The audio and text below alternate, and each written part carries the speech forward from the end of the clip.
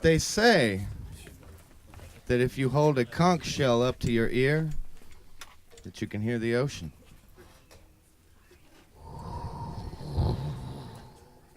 Waves crashing upon the shore, very beautiful, very soothing sound. Something you might not know, though, little known fact.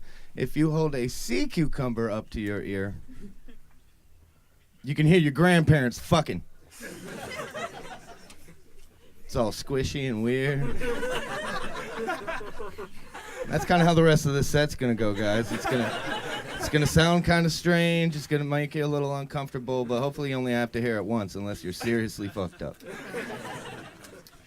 I lost a lot of weight recently. About over the past 6 months, I've dropped about 65 pounds. New diet I'm trying out. It's called Extreme Poverty and Depression. It's working out pretty well, I think. I can just feel the pounds melting away. It's either that or like acids eating the lining of my stomach. Either way, it's working out. It's working out. Big reason for the not eating thing is because I have 3 children, or as some of you young folks might refer to it, leprosy. They eat first. That's just the way it is. And being a dad's pretty cool, dude. Like, I'm into it, like, but it still scares the shit out of me. My oldest son, he's 11 years old, and like he's quickly hurtling towards puberty. He's a large child. He's like 5'7", 165 pounds, big dude. And like, I don't know how to approach it with this puberty thing. Like, I didn't have a father around to teach me the birds and the bees, so like, I don't know what kind of talk I'm supposed to have with him. Am I supposed to just wait for a sign? Is it going to be laundry day and I go in there and it's like, oh, I got to wash the sheets, so I go to pull that fitted off his mattress. It's like pulling the top piece off of a stack of plywood.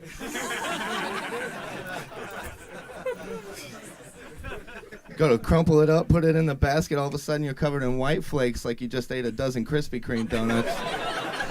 It's like, oh, your beard and stuff, it's uncool. But being a dad is cool, man, because like, you know, I thought my kids were going to be just like me. I really did. I was like, man, as long as these kids do what I do, they're going to be just fine in life. But I can't expect them to just sit around every day jerking off to pictures of their girlfriends, you know, or their friends' girlfriends on Facebook. I'll just ease them into that one later. But I thought they would be just like me, and they're not. And they're nothing like each other either, so I have to deal with these little personalities and, like, figure them out on a daily basis. Like, to explain my oldest son to you guys, you know how, like, when you're like drunk and you're having heavy conversations with people and you're just talking about all the deep subjects, and then of course, you know, the subject of homosexuality is breached. You're like, you know, what's your stance on homosexuality, gay marriage, or whatever? And if you have a sane mind and heart, then you're just like, you know, whatever. You don't choose to be gay. You're just born that way. That's how it is with my oldest son. I mean, not with homosexuality, mind you. He's only 11. We haven't had that talk yet. And if we did, I would love him unconditionally. As soon as I'm done beating the gay out of him. We live in SEC country, y'all. We don't take count of that. I'm just kidding, by the way. I would be a super proud dad, because we haven't had a gay person in our family yet. You know what I mean? Like, I'd be like, look at that boy sucking dick right there. Boy, I'm one proud daddy. This family got 7 doctors, 8 lawyers, but we ain't had a fake it yet. Roll fucking Tide, y'all. Woo! I would be super proud of it. I really would. But with him, it's like he didn't choose to be Woody Allen. He was just born that way. I take him to the park. He's standing up there at the top of the slide, like looking down, pondering whether to go down. I'm like, come on down, son. There's other kids waiting their turn. Come on down. And he's just like, oh, I don't know. It looks like it's a good 6 to 7 feet off the ground. If I land the wrong way, I can put a hairline fracture in my shit. I'm going to go over here and play by the rope ladder if you don't mind. 7-year-old, evil, fucking Knievel incarnate.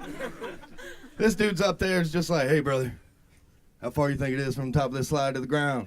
I don't know, man, 6, 7 feet. Check it out, man, fuck the slide. Ah! Go and scoop him up, you know, carry him off to the side. All the other parents are just like, ah! Then you see that little thumbs up. He's gonna be okay, folks. Let's hear it one more time from Max. All right. Yeah, they're cool, man. Teaching kids, being a dad, like you get to teach these children things and impart lifelong lessons and wisdom. And I think one of the most important things that a parent can teach their child is how to not shit their pants anymore. You know, potty training is important. I mean, I haven't quite figured it out myself, but we're learning together. And my 3-year-old, well, he's almost 3, but he's not quite potty trained yet. He's really stubborn about it. And one day I'm just like, you know what? I'm going to let him run around naked and just see what he does. You know, eventually he's going to get to that bathroom. And I mean, if he shits in the middle of the couch, whatever, my girlfriend's cat does way weirder shit than that too. So I'm just sitting over there in my office, and well, I call it an office. It's not really an office. It's just a corner of my trailer home that I keep sectioned off with like a refrigerator box. And I'm in there doing my thing, and then the 7-year-old comes running in there. He's like, Daddy, you got to come and see this. You got to come and see this. Otis went poo. It's so amazing. You got to see this. And I'm just like, okay, cool, you know. So I go walking in there, and I expect to find like a little nugget of truth. No. This is an episode of Monster Quest. I walk in there and there's this thing crawling out of the bowl. It's leering at me menacingly like it wants to fight. And it had a name. To give you an idea of the schematics of this thing, you know, the dimensions, it was about as big around as a king-size Baby Ruth and as long as a Charleston Chew. So I go to hit the fleshy magoo. I think that's the technical term for it, the fleshy magoo, the jiggly thing on the toilet. And I go to hit that, and the 7-year-old comes bounding in there and jumps in front of the toilet like the Bionic Man taking a bullet for the fucking president. And just, it's like, Daddy, no! Don't flush that down. I say, why? He goes, well, duh. Because I want to pee on it first. Now, fellas, this one's for you guys, okay? I'm going to take you back to the age of jive, all right? We're adults now, you know? We find something like that floating around in a public restroom, that's somebody's inconsiderate leavings. We're like, ew, a floater. However, we were once at that golden age where that was a prime opportunity to sharpen our skills. We'd walk in there and we'd see that shining beacon of hope, and we'd think to ourselves, ooh, a floater. So you'd square up on that sumbitch. And you squeeze your tummy muscles extra hard so you can get your stream as fast and hard as you can get it so you can cut that motherfucker in half. Long ways. You got an older brother over there, perhaps a friend over for a sleepover. It's like, dude, get up on this, man. Floater. All of a sudden, you like both of you are in there. It's like, don't cross the streams, Ghostbusters, bitch. Woo! That one guy on this side, one guy on this side. All of a sudden, it's like the lumberjack games on ESPN. 8 in the middle of the night. You're like, you hit it just right on the side. It starts spinning real fast. It's like the log rolling competition, and you hear the Benny Hill music cue in. Splitting logs, guys. It's coming back in a big way. So I'm from Florida. That's a really interesting place. Florida, it's a dangerous place, really. I call it the Australia of America because it's filled with all these creepy, crawly, slimy creatures that are filled with venom and poison, and they will bite you in your ass and kill you slow. We also got snakes and spiders and alligators. It's crazy. I did a tour through Florida back in September, and it was all Florida dates, and we called it the Australia of America tour because we just expected to meet the weirdest of people, in which we did. But the weirdest people I did meet, though, is ones that you wouldn't expect, and that is Cuban waiters. They are the most honest people in the world. I swear to God, man. Like, because in Northwest Florida, we don't have a lot of Cuban people or big Cuban population, so we don't have their restaurants, you know? So I get down to Fort Lauderdale and Miami, and I'm like, oh, I'm going to eat all this good Cuban food. So I'm looking over this menu, and I'm asking the guy, I'm like, hey, man, what's going on with this, like, spicy pork press sandwiches? You got some kind of little olive salad stuff on it. What's going on with that? And he's like, oh, it's a very good choice, my friend. It's very good for the booty hole. What? He says, it's a very good sandwich, man. I get it all the time. It'll clean you out immediately.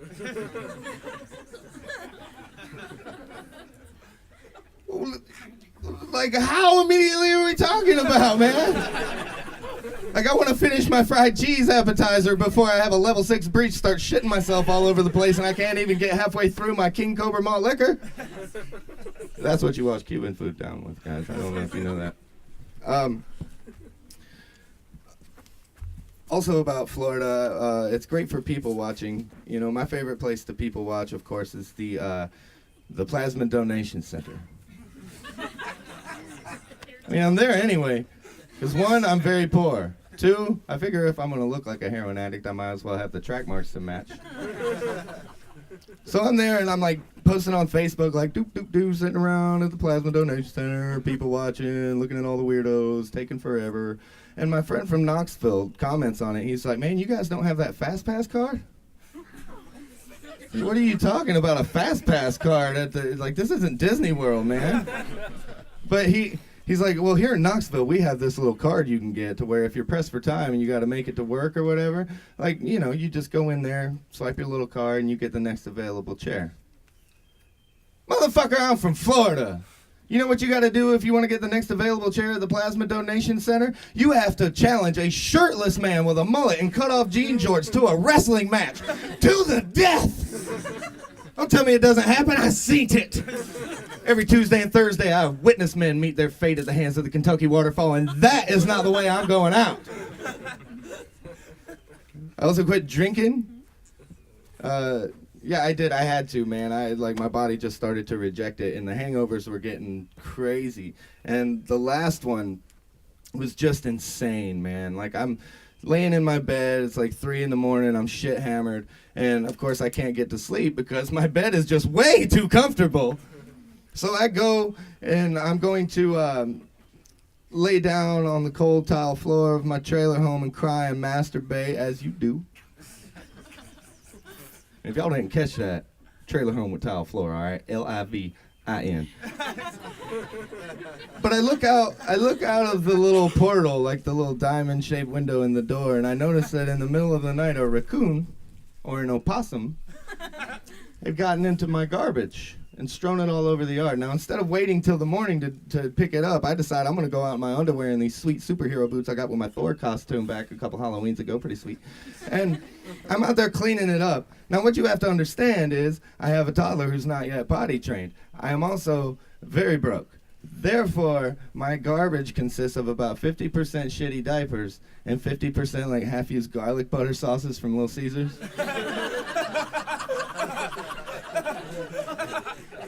Florida. Heat.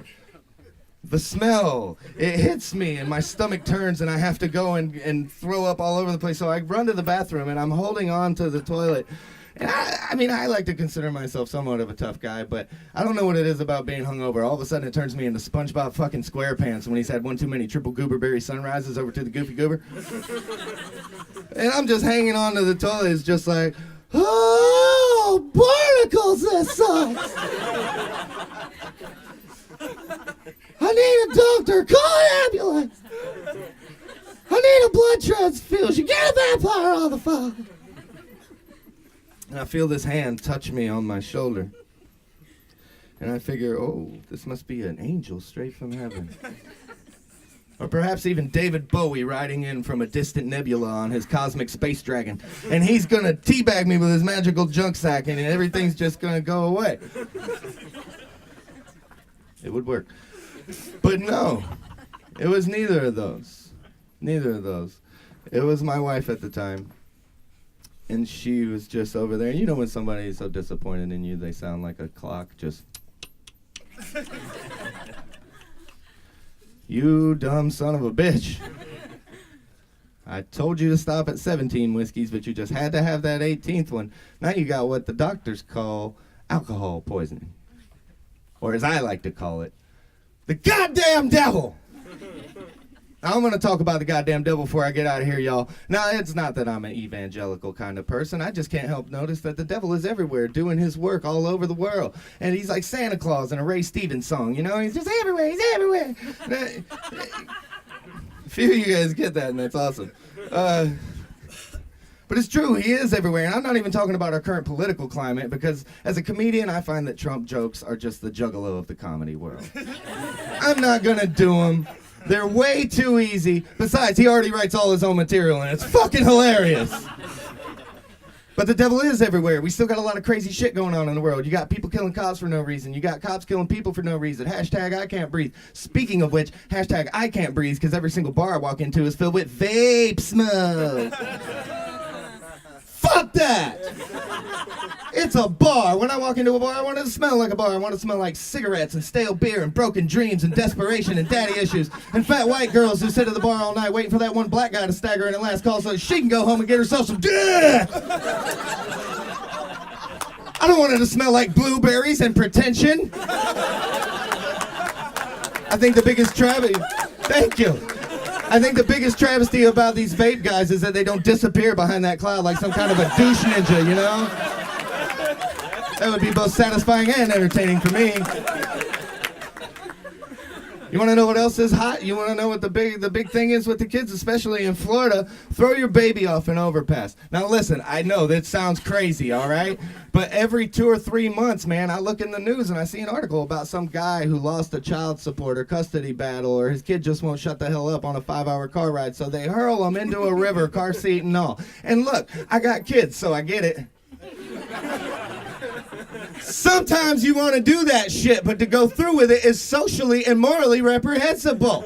It's the goddamn devil. Scares the hell out of me, man, because I got 3 boys I'm trying to raise, and I have to explain to them, like, look, guys, the world's going to pot real fast. I don't know what it's going to be like for you dudes, because we're like, what, 5-10 years away from some sort of post-apocalyptic Mad Max-style wasteland. They're going to be showing up to my house for Thanksgiving dinner in 10 years dressed like Lord Humongous and nothing but a hockey mask and some sweet leather underoos. They're going to be demanding gasoline and water. Fuck, I don't have it. I'm just trying to enjoy this nice can of dog food that we got off of a family of desert dwellers. And I have to explain to them, like, this is your life. This is what you have to look forward to for the rest of your days. All you're going to do is wander the wastelands with a midget in a backpack fighting for sport. 2 men enter, 1 man leave. Master blaster, the goddamn devil! Hey, I appreciate you guys. My name's Bubbs Harris. I've been great. Keep it going for Bubbs Harris, ladies and gentlemen. That was great.